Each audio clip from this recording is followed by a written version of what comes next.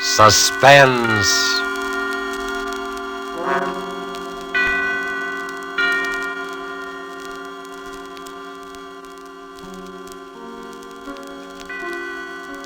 This is the Man in Black, here again to introduce Columbia's program, Suspense.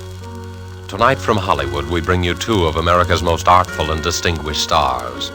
From the Metro-Goldwyn-Mayer Studios comes Mr. Robert Young, and from Warner Brothers, Miss Geraldine Fitzgerald.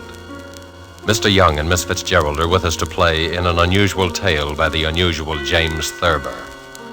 An excerpt from the book, My World and Welcome to It, called A Friend to Alexander, adapted for radio by Freya Howard, is tonight's study in suspense.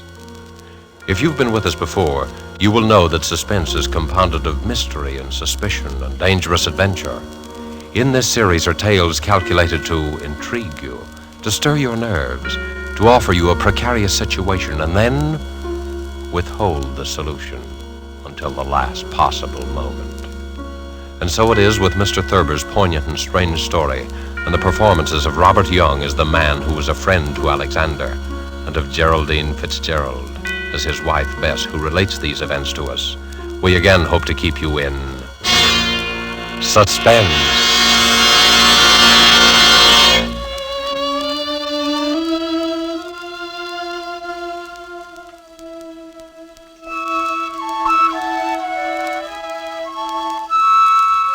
Harry was a laughing, happy-go-lucky fellow before he began to have those dreams. I guess he was pretty much like dozens of other men who go to work every morning, settle down in soft chairs with their newspapers after dinner, and like a weekend in the country now and then. He was fond of easy living and good times. Like everyone else, he talked of the war, rationing, tires, and his golf scores. Until those nightmares began to plague him. At first, I was amused. You know, I've been dreaming about Aaron Burr every night.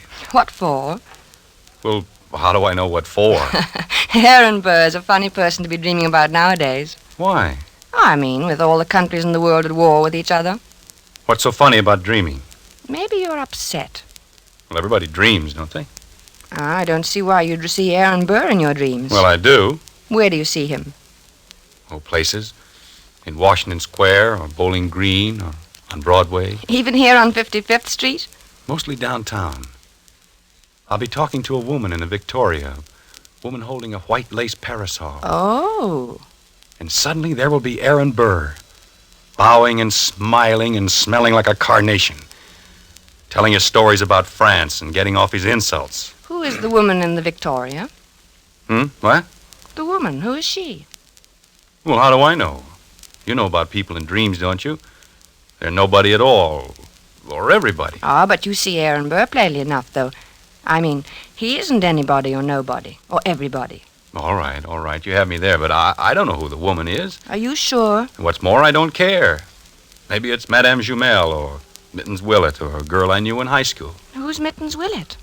She was a famous New York actress in her day, 50 years ago or so. She's buried in an old cemetery on 2nd Avenue. I've seen the tombstone. That's very sad. Why is it? Oh, I mean, she probably died young. Almost all women did in those days. He's a vile, cynical cad. I was standing and talking to Alexander Hamilton when Burr stepped up and slapped him in the face. When I looked at Hamilton, who do you suppose it was? I don't know. Who? My brother, Walter, the one I've told you about. The one who was killed by that drunk in the cemetery. Harry, I never could get that story straight. I've told you about it a dozen times. This drunk came up to him when his back was turned and... What was he doing in the cemetery? That's not the point. He was killed. That's what's important. And I loved him very much. I don't understand what... What's the use of telling you every time I mention it? You start asking the same questions. I understand now, dear. When you looked at Hamilton, he was your brother Walter. Yes. Harry, maybe we ought to go to the country for more weekends. Weekends? Yes. I'm going to bed.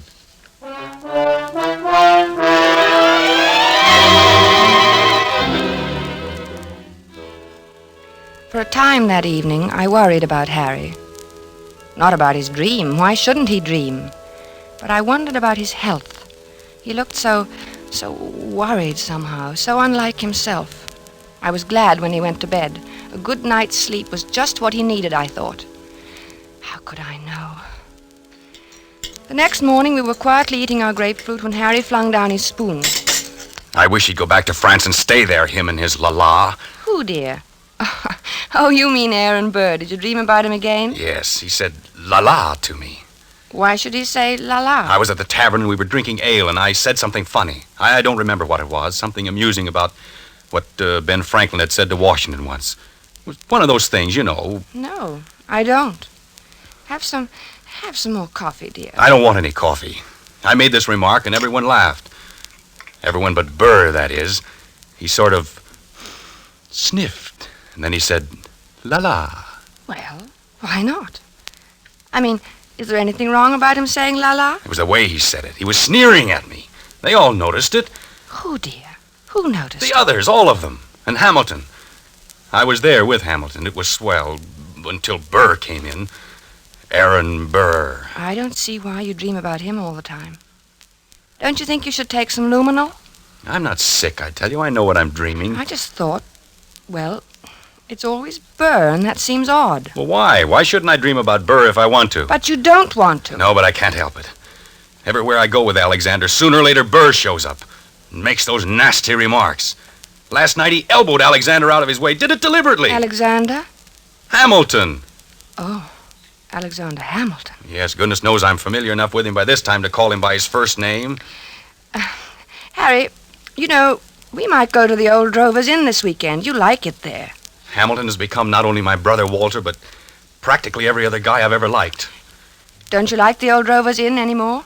Isn't it natural that Hamilton should represent my brother and guys I like? That's natural, isn't it? Yes, I suppose it is. Well, then why are you looking at me like that? You know, dear, I wish you'd go and see Dr. Fox. I don't want to see Dr. Fox. I want Aaron Burr to stop sneering at me in my clothes. He looks at me and his lips curl up and he says, "La-la, Mr. Andrews, what odd taste you have." I wish you'd go and see Dr. Fox. I'm going to the zoo and feed popcorn to the rhinoceros. That makes things seem right. For a little while, anyway.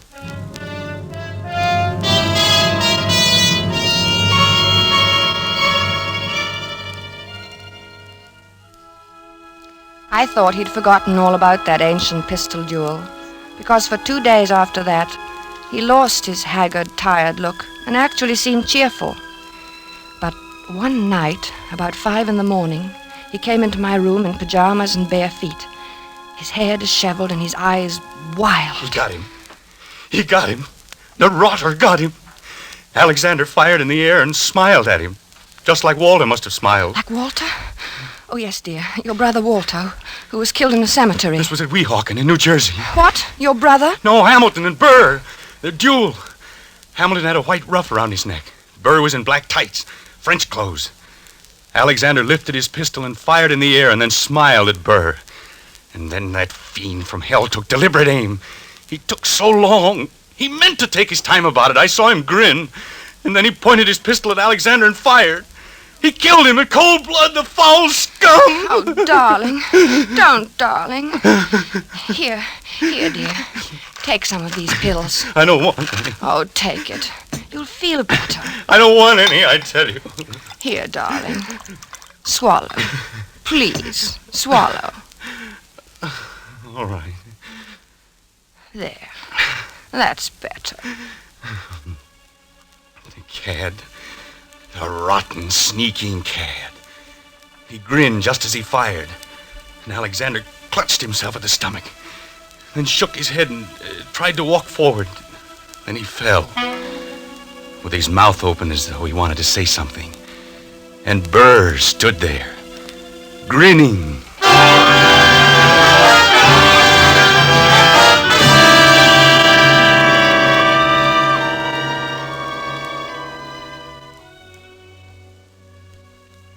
He was better after that, but I kept urging him to see Dr. Fox. At first he refused, but later he decided to humor me. He was humoring me by this time, and Dr. Fox, too. How you been feeling, Doc? Oh, fairly well, Mr. Andrews. My pulse has been Now, just what seems to be the trouble? Nothing wrong with me. He has nightmares. You look a little underweight. Perhaps your diet. Oh, I'm not underweight. Overweight, maybe, but not underweight. Getting enough exercise? Same as usual. He's worried about something. He always has this same dream. Aha, a dream, eh? What kind of a dream? Just a plain old dream. Aha. No, it isn't. It's about his brother Walter, who was killed in a cemetery by a drunken man. Only it isn't really about him. Really? Why, very few people are actually killed in cemeteries. It's an interesting coincidence, if I may say so. You mean you know somebody who was killed in a cemetery, too? Is that the coincidence? No, I meant your brother being killed in a cemetery. You know, dead in a cemetery. A sort of, do you follow me? No. I think you should go see Dr. Fox, Dr. Fox. Interesting. Yes, very interesting. I wonder if you would mind stepping into the next room, Mr. Andrews. I want to give you a thorough examination. Right in here, sir, and we'll just have a look at you.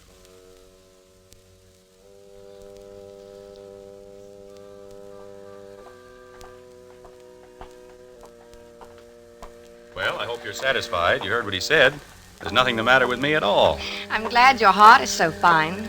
He said so, you know. He said your heart is fine. Sure, it's fine. My heart's fine. Everything's fine. And you know what I was thinking? No, what? I was just thinking that now that Alexander Hamilton is dead, why, you won't see any more of Aaron Burr. Yeah. Yeah, I guess you're right.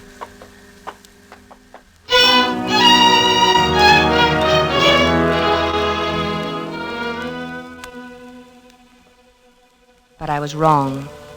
Aaron Burr did not leave my husband to sweeter or more peaceful dreams. Harry said nothing about it for several mornings, but I could tell he was still being tortured by those ghosts. He brooded over his breakfast. He didn't answer me when I spoke to him. I dropped my butter knife, and he jumped. What was that? Only my knife. Oh.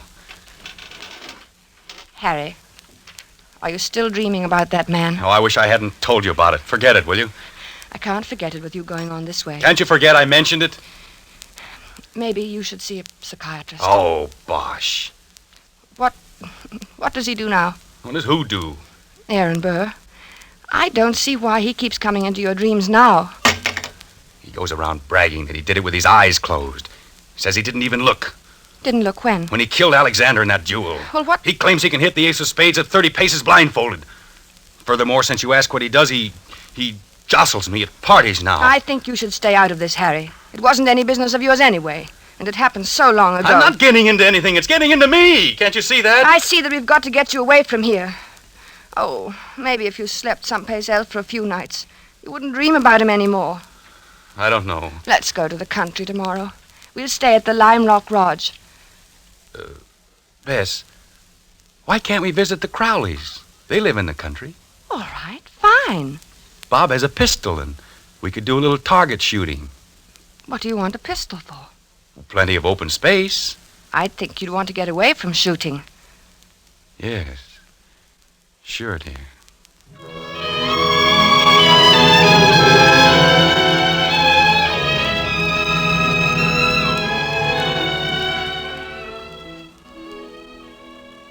The vacation seemed a success at first. When we arrived at the Crowley's house in the cab, I thought I'd left my suitcase at the railroad station. Harry laughed his old normal laugh for the first time in many days as he found the bag and handed it to me. And then he leaned over and kissed me. Good old Connecticut. Oh, Harry, this is wonderful. Oh, we'll have a grand time, Bess. Yes, dear. Hello, Miss. Hi, Harry. Here they come. Good old Bob. Remind me to tell him that rabbit joke. Hello, Madison. I'll take your bags, Mr. Andrews. Thank you, Madison. Good to see you. Thank you, sir. Hello there. Biz, what a wonderful Well, day. Bob, Hi, how's the Dad. old country squire? Oh, fine. How have you been? Never better. Boy, it's good to be here. Hello, Alice. Well, you two, I'm so glad you've come. Gets kind of dull here in the hinterland. Oh, I'm glad, too. Say, wait till you get one of our extra special cold martinis into you. You'll feel ship-shape. Still know how to mix them, huh? Better than ever. Get lots of practice these long country winters.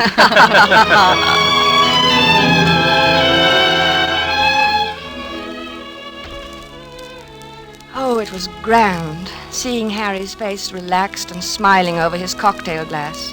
When I went to bed that night, I felt that at last that nasty old business of the dream was over, and I was happy. But when I woke the next morning, I saw my husband lying rigid on his back, staring at the ceiling. One Henry Andrews, an architect. What's the matter, dear? Nothing. Oh, why don't you go back to sleep, Harry? It's only 8 o'clock, and this is the country. One Henry Andrews, an architect. What are you talking about? That's what he calls me. Calls you who? One Henry Andrews, an architect. He keeps saying in his nasty little sneering voice, One Henry Andrews! Harry, please don't yell. You'll wake the whole house. It's early. People want to sleep. I'm beneath him. I'm just anybody. I'm a man in a gray suit. Be on your good behavior, my good man, he says to me. Or I shall have one of my lackeys give you a taste of the riding crop. Why should he say that to you? You ask me why. He wasn't such a great man, was he? I mean, didn't he try to sell Louisiana to the French or something behind Washington's back? He was a traitor. Then why worry what he says? He was a scoundrel, but a very brilliant mind. I was in hopes you weren't going to dream about him anymore. I thought if we came up here... It's him or me. I can't stand this forever. Neither can I.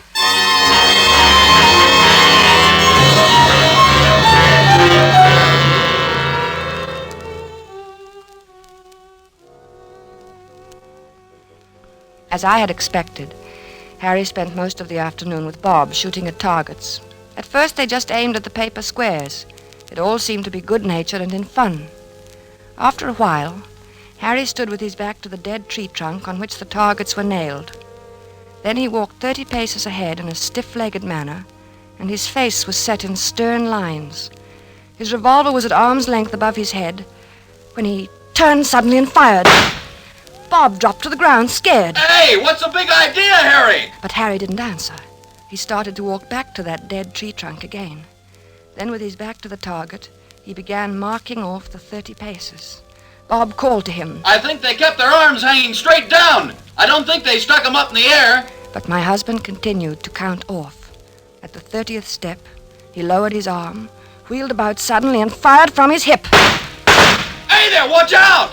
2 of the shots missed the tree, but the last one hit it. Like a mechanical man or someone in a trance, Harry began to walk back to the tree again without a word, his lips tight, his eyes bright, his breathing coming fast. And look, it's my turn! But Harry about-faced and stalked on. This time when he fired, his eyes were closed. Poor Bob didn't know what to make of this strange behavior. Hey, good heavens, man, give me that gun, will you? Without a protest, Harry let him have it. For the first time, he spoke. I need a lot more practice, I guess. Well, not with me standing around. Come on, let's get back to the house and shake up a drink. Gee, I've got the jumps. I need a lot more practice.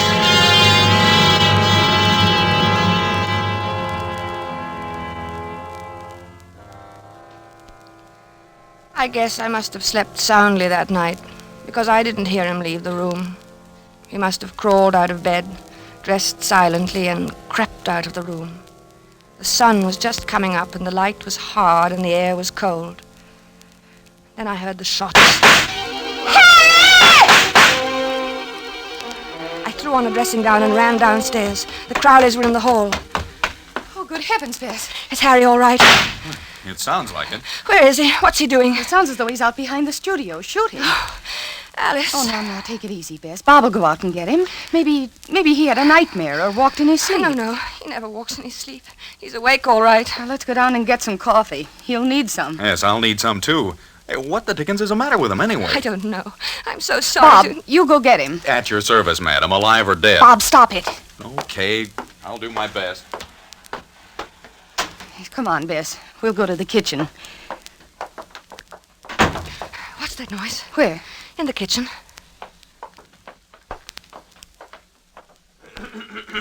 Oh, it's you, Madison. Yes, ma'am. Well, you're shaking. I was just wondering, ma'am. No, it's all right, Madison. You go on back to bed. Clothita was scared, ma'am, and I thought... Well, you tell Clothita that it's all right. Mr. Andrews is shooting a little. He couldn't sleep. Yes, ma'am. Yes.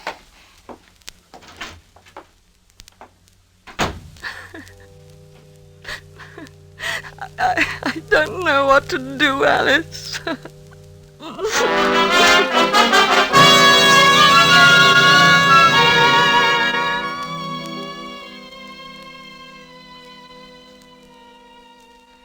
guess the Crowleys were relieved when the cab came to drive us to the station early that day. Their maid had threatened to leave. The neighbors were complaining about the early morning disturbance, and their own nerves were ragged. Boy, I'll need a drink after that. Yes, and make mine a stiff one. Gee, I'm sure glad he's gone. Well, it was either he or Clothita. You can't afford to lose a good cook these days. Say, what do you think's the matter with him? I don't know. It's what Clothita would call the shoots, I guess. You know, he said a funny thing when I went out and got him this morning. Well, let's have it. I could stand a funny thing. I asked him what the deuce he was doing out there in that freezing air with only his pants and shirt and shoes on, and you know what he said? What? I'll get him one of these nights. That's just what he said.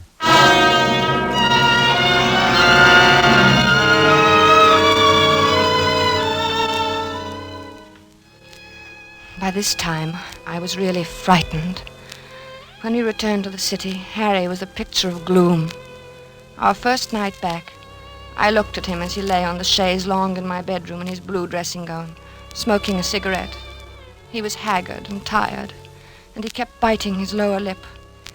I mixed a scotch and water nightcap for him. No thanks, no liquor. I need a steady hand. Watch my hand. Does it tremble? No. Is it steady? Yes, very. That's good. That's very good. You need a steady hand, you know. For what, dear? Oh, things. Harry, will you sleep in my room tonight? No, you keep shaking me all night to keep me awake. You're afraid to let me meet him. Are you still on that? Why do you think everybody's better than I? I can outshoot him the best day he ever lived. Oh, of course, In the dear. waistcoat. Right next to the middle button. He has 3 big pearl buttons on his waistcoat. Came from France. Why don't you dream about somebody else? Anybody else, please. You'd like that, wouldn't you? You'd like to have me dream about somebody who wouldn't hurt a fly. Somebody like that. Because you'd know I'd never get in a duel with him. A duel? You're dreaming of a duel now? Ever since Hamilton died. Burr knows I hate him. It's nearly over now. Harry. It's him or me. I'll get him, the rotter. But Harry... I know I'll get him. You see, I have a modern pistol. He has to use an old-fashioned single-shot muzzle loader. Is that quite fair? Fair? What do I care if it's fair or not? Was it fair the way he shot Alexander? Was it? Don't be mad with me, Harry. Oh, I'm sorry, darling. I'm very unhappy. I'm sorry, darling. And I'm worried sick. Well, I'm sorry, darling. Don't cry. Please don't cry. It upsets me when you cry. And I mustn't be upset. I must be very calm and rested. My hand must be steady tonight. Especially tonight. I'm so worried, Harry. Don't worry about me. I'll be all right. I'll be fine. My hand is like a rock.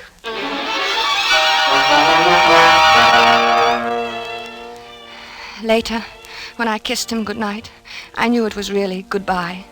He didn't say anything, and neither did I. It's just that he seemed so far away, in another world, and each moment I felt that he was becoming more and more remote. Something told me he wasn't coming back.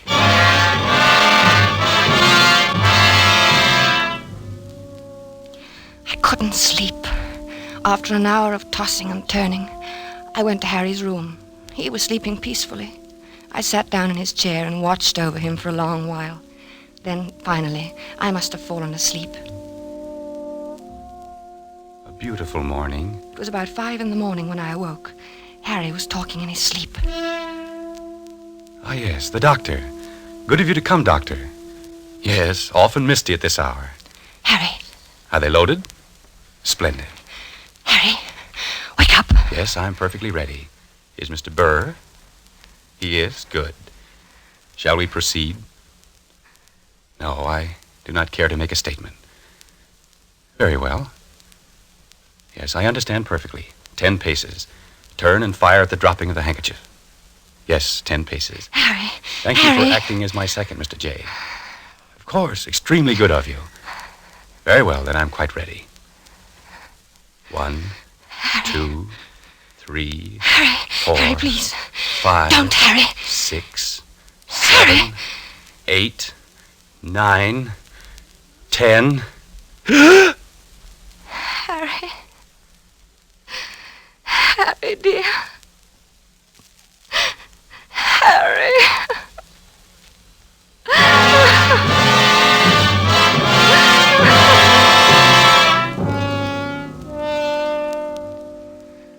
Dr. Fox was puzzled when he examined Harry the next morning. Extraordinary. His heart was as sound as $1 when I saw him the other day. He seemed to be fine, Dr. Fox. I can't understand it. What? Why his heart stopped as if he'd been shot. Shot. Yes. Of course, there are no gunshot wounds and no... Shot. Now, Mrs. Andrews. That's it. Shot. No, you'll have to calm yourself. You can't help him now. I should have known it would happen. I kept staring at Harry's right hand. The 3 fingers next to the index finger were closed stiffly on the palm, as if gripping the handle of a pistol. The taut thumb was doing its part to hold that invisible handle tightly and unwaveringly. But it was the index finger which held my eye the longest. I looked carefully to make sure I was right. Yes, it was so. That index finger was curved inward slightly, as if it were about to press the trigger of a pistol. So there had been a duel after all. Perhaps there was no gunshot wound.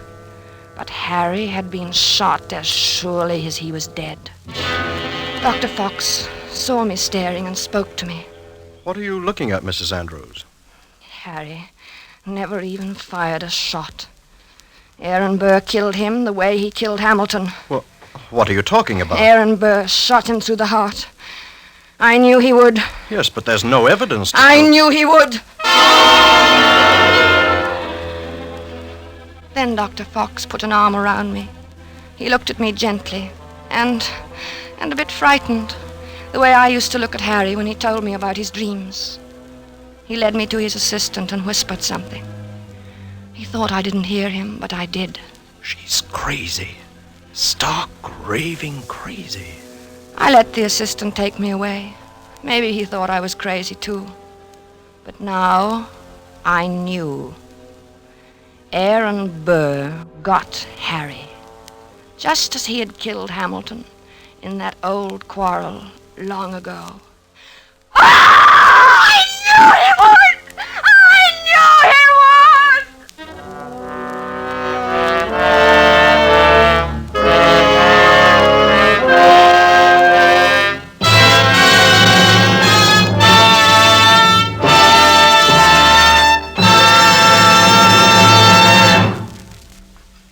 And so closes A Friend to Alexander, starring Robert Young and Geraldine Fitzgerald.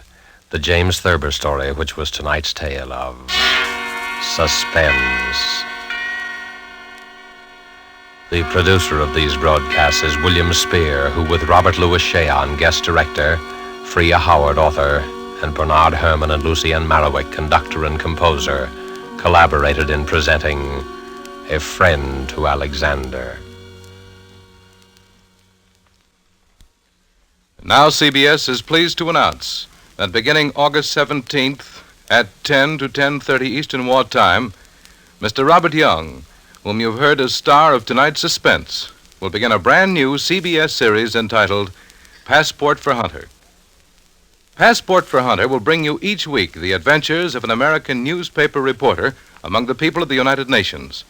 Next week's broadcast will be written and directed by Norman Corwin, with music by Bernard Herrmann. And the star, as we have said, will be Robert Young.